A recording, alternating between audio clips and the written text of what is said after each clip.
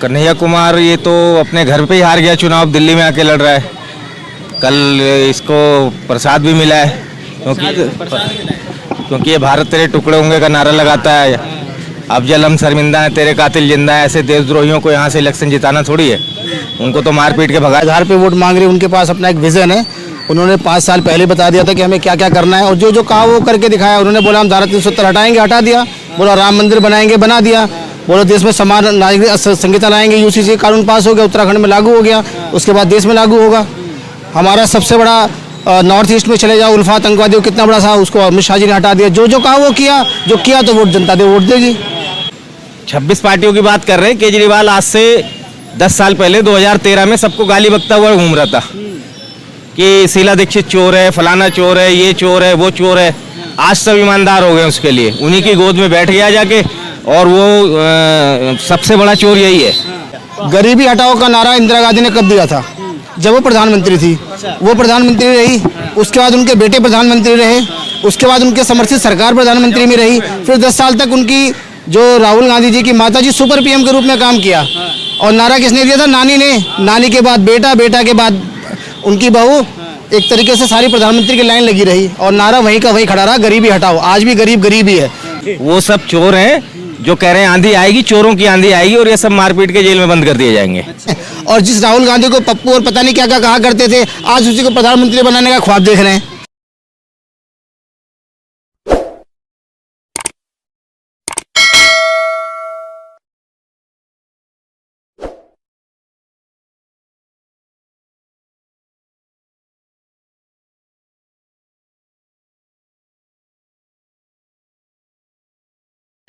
नमस्कार, आप देख रहे थे द थिंक न्यूज और मैं हूं आपके साथ मानव कश्यप। आज हम लोग शास्त्री पार्क में मौजूद हैं। लोगों से जानेंगे कि इस बार क्या उनके मन में है, भाजपा दोबारा रिपीट करने वाले हैं या फिर इस बार इंडिया एयरलाइंस को मौका देंगे। सर, आपसे शुरुआत करते हैं। क्या नाम हुआ आपका? मेरा नाम राम शुक्ला है। यहीं रहते हैं? जी यहीं रहते हैं। किसको दे रहे हैं इस बार मौका? मोदी जी को। मोदी जी को दे रहे हैं? हाँ। अच्छा, 2 बार से पहले भी यहाँ पर सांसद रह चुके हैं मनोज तिवारी जी, तो काम कैसा लगा? काम तो बहुत अच्छा किया है, आप देख ही रहे होंगे। फ्लाईओवर्स बन रहे हैं, स्कूल बने, आपके सामने पार्क मेंटेन है, बहुत अच्छा काम किया उन्होंने। कन्हैया कुमार हैं यहाँ से?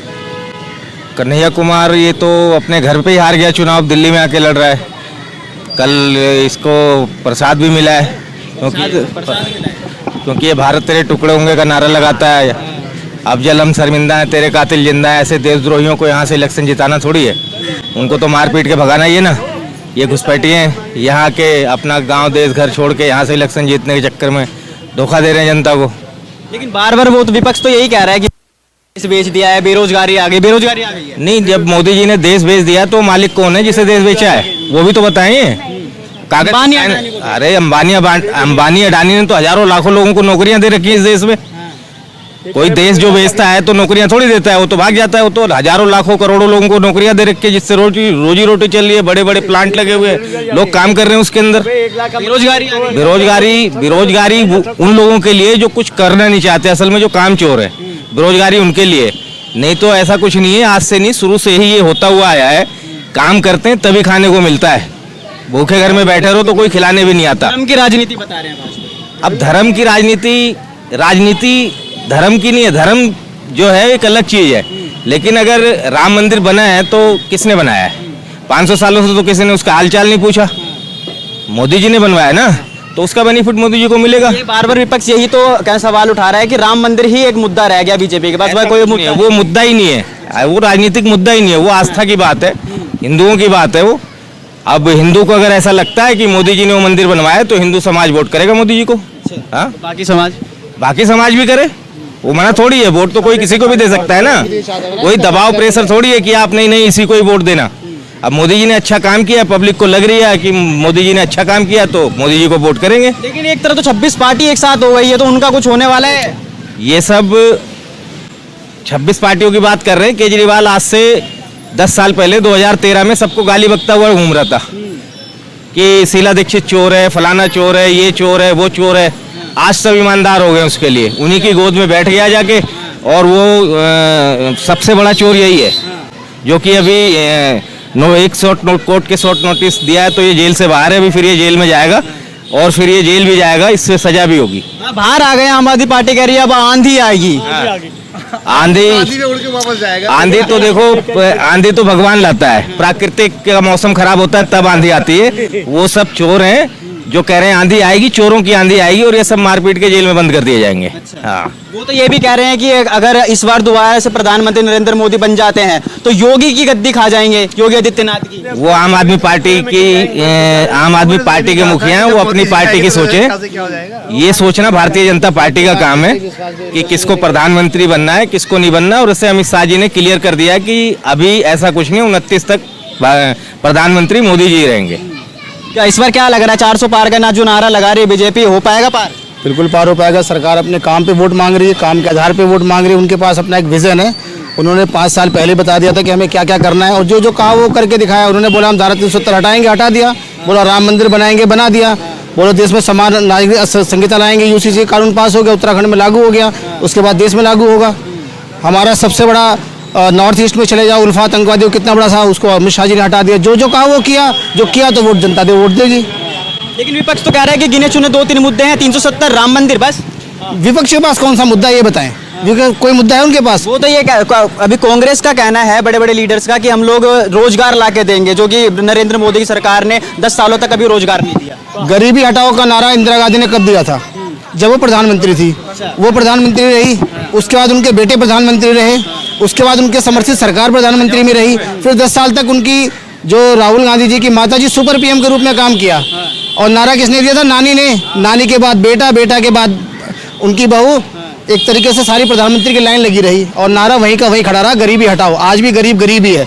तो वो किस मुंह से बेरोजगारी हटाने की बात करते हैं, ये सोचने का सवाल है। अच्छा, अभी दिल्ली में हम लोग खड़े हैं, दिल्ली के अंदर क्या लगता है, केजरीवाल साहब बाहर भी आ गए हैं, तो इस बार कुछ बदलाव होने वाला है या फिर सातों की सातों सीटों पर भाजपा? केजरीवाल जी ने विधानसभा में क्या बोला था कि हम शिक्षा देंगे, स्वास्थ्य देंगे और दिल्ली की यमुना साफ करेंगे, एक भी कूड़ा नजर नहीं आएगा, सारी लॉ एंड ऑर्डर की स्थिति सही रहेगी। उसमें से हुआ क्या? यमुना साफ हो गई? नहीं हुई। हर घर नल की जो व्यवस्था, पानी की व्यवस्था, वो तो पानी की व्यवस्था आप दिल्ली में चले जाओ, साउथ दिल्ली में चले जाओ, कितना बुरा हाल है। पीने के पानी, फ्री बिजली पानी दे रहे हैं। फ्री बिजली पानी, वो तो जनता के टैक्स का देना है। यही काम तो शीला दीक्षित करती। जब शीला दीक्षित यही काम कर रही थी तब इन्होंने कहा था ये चोर है। शीला दीक्षित के घर में एसी गिनने चले गए थे कि 26 एसी लगे हुए हैं। आज उनका जो शीश महल, उसके बारे में आप मीडिया हाउस जाके दिखाए एक बार। तो आदमी को अपनी कथनी और करनी में अंतर होना चाहिए और वो जो कहे वो करके दिखाना चाहिए, नहीं तो फिर जनता ऐसे सवाल पूछेगी। और उन्होंने जो कहा था वो देने के बजाय छोटे छोटे बच्चों के हाथ में क्या पकड़ा दिया? दारू की बोतल, और वो भी एक के साथ एक फ्री। अगर एक छोटा बच्चा पौआ है तो उसके साथ पौआ फ्री, बड़े के साथ बड़ी बोतल फ्री। तो आप देने आए थे, शिक्षा देने लग गए शराब, तो जेल में कौन जाएगा? महिला सुरक्षा की बात बड़ी बात, अगर वो कहते हैं कि मेरी शराब नीति ठीक थी और वो केस जो है गलत बनाया गया है, तो फिर वो नीति वापसी क्यों ली गई? या तो चलती रहनी चाहिए थी, अच्छी नीति थी। तो जिस दिन सीबीआई को केस हैंडल हुआ उसी दिन उन्होंने अपना वो विड्रॉल कर लिया। क्यों? ये तो विचार सवाल है ना। तो जनता पूछेगी, सवाल पूछेगी और इन्हीं कामों के आधार पर उनको वोट दिया जाएगा। और सबसे बड़ी बात, यदि वो दिल्ली में अच्छा काम किया होता और मजबूत स्थिति में होते तो उनको कांग्रेस के साथ समर्थन लेने की कोई आवश्यकता नहीं थी। आपको शायद याद होगा, ये वही पार्टी है जिसके खिलाफ इन्होंने अपने बच्चों की कसमें खाई थी कि अपने बच्चों की कसम खाएंगे और कभी सरकार का समर्थन नहीं करेंगे, कांग्रेस का, बीजेपी का। शीला दीक्षित के बारे में 300 400 पन्ने, पता नहीं पन्ने खाली थे, भरे हुए थे, लेके सारे मीडिया हाउसेज में आते थे और लहराते थे कि ये मेरे पास उनकी सारे काले करतूतों की फाइल है। जिस दिन में सत्ता में आ गया, शीला दीक्षित जेल में जाएगी। कौन जेल में गया? वो उन्हीं के साथ आज खड़े हैं। और जिस राहुल गांधी को पप्पू और पता नहीं क्या क्या कहा करते थे, आज उसी को प्रधानमंत्री बनाने का ख्वाब देख रहे हैं। तो ये तो केजरीवाल की करनी कथनी और करनी में अंतर है। और ये जितनी बातें कह रहा हूँ, ये कोई राजनीति से प्रेरित नहीं है, ये बातें बिल्कुल फैक्चुअल और सही है। इसमें कोई गलत बात है तो आप मुझे बता दो कि ये चीज गलत। किस पार्टी है, किसी को तो प्रधानमंत्री का चेहरा देखते होंगे। कौन? वो खुद नहीं देख पा रहे हैं। आपने वो आप कह रहे हो 26 के 26 तो बनना चाह रहे हैं। अरे भैया, एक साल में 12 महीने होते हैं, 12 बंदे होते हैं, महीने के हिसाब से बन जाते हैं। तो उन्होंने तो अपना बांट रखा है कि होना जाना कुछ नहीं, किसी तरीके से देश की जनता को बरगलाओ और बरगलाने के बाद हो सकता है वोट में कुछ दरदर हो जाए तो हमारा कुछ काम बन जाएगा। लेकिन अब 21वीं सदी है, देश की जनता समझदार है और अब सभी के पास इंफॉर्मेशन का साधन है। क्या सही है, क्या गलत है, किसने क्या किया, क्या नहीं किया, आप सभी के पास जानकारी है और सभी लोग जानते हैं इसके बारे में। तो कोरोना के टाइम पे केजरीवाल जी रोज प्रेस कॉन्फ्रेंस करा करते थे और किया क्या? पहले बोलते थे वैक्सीन कब बनेगी, इस पे और प्रेस कॉन्फ्रेंस, और जब बन गई तो लगेगी कब, उस पर प्रेस कॉन्फ्रेंस। और अब क्या कह रहे हैं, लगी क्यों?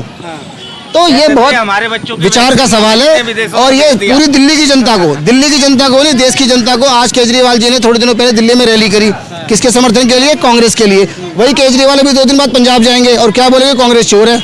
अभी 3 दिन पहले दिल्ली में ईमानदार है कांग्रेस और 4 दिन बाद पंजाब में चोर है। तो बहुत बड़ा सवाल है, जनता को समझना पड़ेगा कि नेताओं की कथनी और करनी में कितना अंतर होता है। जी मैम, क्या नाम हुआ आपका? करुणा शर्मा। मैम, आप महिला हैं, तो एक बार ये बताइए कि दिल्ली के अंदर महिला सुरक्षा कैसी है? कुछ भी नहीं। कुछ भी नहीं है, सेफ नहीं है। नहीं। तो केजरीवाल साहब और आम आदमी पार्टी तो कहती है कि हमने महिला सुरक्षा बहुत अच्छी कर रहा है। नहीं, कुछ भी नहीं है। आप बसों में चले जाओ, कहीं भी दिल्ली में चले जाओ, कहीं भी सेफ नहीं है, कहीं भी कुछ भी सेफ नहीं है। मैं तो एक महिला हूँ, मैं तो जाती आती रही हूँ, कोई ऐसा सेफ नहीं है। वो खुद चोर है तो क्या सेव करेगा हम लोगों का? चोर हैं वो। बिल्कुल चोर है। आपने अभी एक सवाल करा था कि योगी जी को आने नहीं देंगे, वो तो हम आम जनता तय करेंगे ना, चोर क्या तय करेगा? ये बताइए। आम जनता तय करेंगे और योगी जी को लाके दिखाएंगे। मोदी जी भी आएंगे, योगी जी भी आएंगे। और आपने अभी एक बात कही कि सरकारी नौकरियां नहीं निकल रही हैं। आप पहले उठा के देखो कि कितनी सरकारी नौकरियां निकली हैं और कितनी आई हुई हैं मोदी जी के वजह से। विपक्ष का कहना है कि बेरोजगारी आ गई है देश में। विपक्ष तो कुछ भी कहता रहेगा, उसका तो काम है बोलना, क्योंकि खुद कुछ नहीं कर रहा है। मोदी जी तो कुछ नहीं कह रहे ना, मोदी जी तो करके दिखा रहे हैं। वो तो सब कुछ करके ही दिखा रहे हैं, उनकी तरह तो चिल्ला नहीं रहे हैं कि बोल रहे हैं। ठीक है, आपके यहाँ से सांसद पद पे अभी बीजेपी से मनोज तिवारी दोबारा रिपीट हुए हैं, टिकट उनको मिली है और इंडियन एयरलाइन से कन्हैया कुमार को मिली है, तो किसको दे रहे हैं? मैं तो अपने सांसद को दूंगी, मनोज तिवारी जी। वो हमारे लिए काम करें और आगे भी हम उन्हें ले आएंगे। पीछे यहाँ कन्वेंशन सेंटर है, 15 सालों से लंबित था, उसको सांसद जी ने बनवा दिया। 15 सालों से रुका हुआ था वो। तो इस बार 400 पार का जो नारा लगा रही बीजेपी, पार हो पाएगा या फिर? बिल्कुल पार हो पाएगी, बिल्कुल मोदी जी आएंगे 400 पार होके, बिल्कुल आएंगे। ठीक है मैम, बहुत बहुत धन्यवाद। क्या नाम? सर सौरभ जैन नाम है मेरा। यहीं रहते हैं? जी सर। आप युवा हैं, सबसे बड़ा जो क्वेश्चन है यहाँ पर ये उठता है कि बार बार जो पेपर लीक का जो मामला है वो सामने आता है, तो क्या लगता है बीजेपी दोबारा सरकार बनने के बाद जो पेपर लीक का जो मामला है ये खत्म हो पाएगा? सर अभी भी आप आंकड़े निकाल के देखेंगे तो पिछली सरकारों के कार्यकाल में इस सरकार के मुकाबले काफ़ी पेपर लीक हुए थे। और भारतीय जनता पार्टी ने सरकार में आते ही, सत्ता में आते ही इस कार्य पर रोक लगाने का पूरा प्रयास किया है। और काफ़ी हद तक आप देखेंगे यूपी में, बिहार में किस तरह से पहले पेपर लीक हुआ करते थे, किस तरह से खिड़कियों पे चढ़कर लोग अपने परिजनों को पेपर दिलवाया करते थे। अब ऐसा कुछ देखने को नहीं मिलता है और कानून व्यवस्था में भी काफ़ी बदलाव हुआ है, जिसके कारण इस प्रकार की कोई स्थिति उत्पन्न नहीं होती है। लेकिन विपक्ष का कहना है कि गुंडागर्दी बढ़ गई है। गुंडागर्दी पे क्या? सर आप देखेंगे, अगर आप यूपी में इंटरव्यू जाकर लेंगे तो आप यूपी की जनता की राय लीजिए, किस प्रकार से देश के अंदर नरेंद्र मोदी और यूपी के अंदर योगी जी ने किस प्रकार से गुंडागर्दी को ख़त्म करने का काम किया है। ये अपने आप में ही एक बहुत बड़ी उपलब्धि है। किस प्रकार से यूपी जो कि एक माफियाओं का राज हुआ करता था, जहाँ पर किस तरह से अतीक अहमद, मुख्तार अंसारी जैसे माफियाओं का वहाँ पर एक समय दबदबा हुआ करता था, अब आम जनता की वहाँ पर चलती है। और यूपी पुलिस भी उसी तरह से कार्य करती है। इस बार यहाँ से किसको जिता रहे हैं? मनोज तिवारी जी को दोबारा ला रहे हैं या फिर कन्हैया कुमार को? सर निश्चित तौर पर इस बार भी सांसद मनोज तिवारी जी भारी बहुमत से सांसद बनने जा रहे हैं और मोदी सरकार का 400 पार का विजन साकार करने जा रहे हैं। कन्हैया कुमार से क्या दिक्कत? सर कन्हैया कुमार के बारे में बोलने की ज़्यादा आवश्यकता है नहीं, क्योंकि सभी जानते हैं किस प्रकार से वे भारत तेरे टुकड़े होंगे कि नारे लगाते हैं, किस प्रकार से भारत को तोड़ने का प्रयास करते हैं, भारत की आर्मी को रेपिस्ट कहकर संबोधित करते हैं। सर मैं नहीं समझता कि ऐसे लोगों को किसी पार्टी के अंदर भर्ती भी किया जाना चाहिए। ये चुनाव तो लड़ना बहुत दूर की बात है। आपने देखा किस तरह से क्षेत्र की जनता में आक्रोश का माहौल है और आपने खबर पढ़ी होगी कि तीसरे पुस्ते पर किस तरह से उनका स्वागत किया गया है, आप भारी आक्रोश के साथ, भारी बहुमत के साथ। इस बार भी मनोज तिवारी जी यहाँ पर सांसद बनने जा रहे हैं क्योंकि उन्होंने विकास किया है। सर आप देख सकते हैं किस तरह से करावल नगर की मेट्रो लाइन, जो कि यहाँ के लोगों का सपना हुआ करता था, उसको साकार किया जा रहा है। किस तरह से फ्लाईओवर बन रहे हैं और किस तरह से यहाँ पर मनोज तिवारी जी लोगों के सुख दुख में खड़े रहते हैं। ये सांसद बनने के लिए ये शर्तें काफ़ी हैं। ठीक है, विपक्ष का ये भी कहना है कि जो जितने भी गुंडे माफिया हैं वो बीजेपी में जाने के बाद उनके सारे के सारे जो केस है सब खत्म हो जाते हैं, साफ हो जाते हैं। सर ऐसा कुछ नहीं होता। कुछ लोग जो कि उनकी पार्टी में घुटन महसूस करते हैं, जिनको यहाँ के लोग जानबूझकर माफिया कहकर संबोधित करते हैं, वो लोग भारतीय जनता पार्टी में आते हैं क्योंकि वो पहचान जाते हैं, वो उनकी झूठ की राजनीति को पहचान चुके होते हैं, किस तरह से वो लोग आरोपों की राजनीति करती हैं, किस तरह से वो महिलाओं के साथ दुर्व्यवहार करती हैं। आपने देखा होगा किस तरह से स्वाति मालीवाल का केस इस टाइम उछाल पे है। तो ये काफ़ी है कि ये समझने के लिए कि और पार्टियों का विज़न क्या है महिलाओं को लेकर और सुरक्षा को लेकर। ठीक है, आप युवा हैं तो आप ये बताइए कि आप दिल्ली के अंदर घूमते भी होंगे, दिल्ली के अंदर सुरक्षा व्यवस्था क्या है? सर, दिल्ली के अंदर सुरक्षा व्यवस्था में काफ़ी सुधार है और आप देखेंगे कि कोई भी क्राइम की स्थिति यहाँ पर उत्पन्न नहीं होती है। अगर होती है तो एक विशेष समुदाय उसको उत्पन्न करने का प्रयास करता है। बाकी अगर देखेंगे तो आप पुलिस को अभी भी कॉल मिलाकर अगर देखेंगे तुरंत एक्शन लिया जाता है और किसी भी प्रकार की कोई डील नहीं बरती जाती कानून व्यवस्था में। ठीक है, इस बार तो 400 पार का जो नारा लग रहा है वो इस बार पार हो पाएगा या फिर? जी बिल्कुल, देश के अंदर किस तरह से विकास के कार्य लगातार होते जा रहे हैं। आप देखिए किस प्रकार से भारत की विश्वसनीयता को आज देश देख रहा है, किस तरह से पीएनजी नामक देश के प्रधानमंत्री नरेंद्र मोदी जी के पैर छू के संबोधित करते हैं, किस तरह से ऑस्ट्रेलिया के प्रधानमंत्री भारत के प्रधानमंत्री को द बॉस कह के संबोधित करते हैं। आज भारत की इस बढ़ती विश्वसनीयता को पूरा देश देख रहा है और देश की जनता भी इस चीज़ को समझने लगी है और दूसरी पार्टियों की झूठ की राजनीति को वो बखूबी समझने लगी है। इस प्रकार वो काम के नाम पर वोट डालेगी और सबके साथ सबके विकास के सपने को साकार करके एक बार फिर से नरेंद्र मोदी जी को चुनेगी। अच्छा, क्या लगता है बेरोजगारी बढ़ गई है देश में? सर देखिए, बेरोजगारी अगर देखें तो डिजिटल इंडिया का सपना भी साकार होता जा रहा है। देखिए, अगर डिजिटल इंडिया थोड़ा बढ़ेगा, हम मानते हैं कि बेरोजगारी थोड़ी सी देश के अंदर लगी थी लेकिन इतनी नहीं कि जितना उसको तुल दिया जा रहा था। रोजगार के अवसर भी मोदी सरकार द्वारा इतने सारे प्रदान किए गए। आप देख सकते हैं ऑनलाइन कितने सारे वर्क हैं।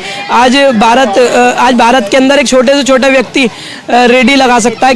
पहले आप देखते बेरोजगारी पूरे चरम पे थी लेकिन अब लोग आत्मनिर्भर बनते जा रहे हैं और अपना सेटअप खोलने के प्रयास में बेरोजगारी और ये भी विश्वास दिलाना चाहते हैं कि अगर एक टर्म मोदी को और मिलता है बेरोजगारी इस देश से पूरी तरह से तो नहीं लेकिन 95% समाप्त कर दी जाएगी।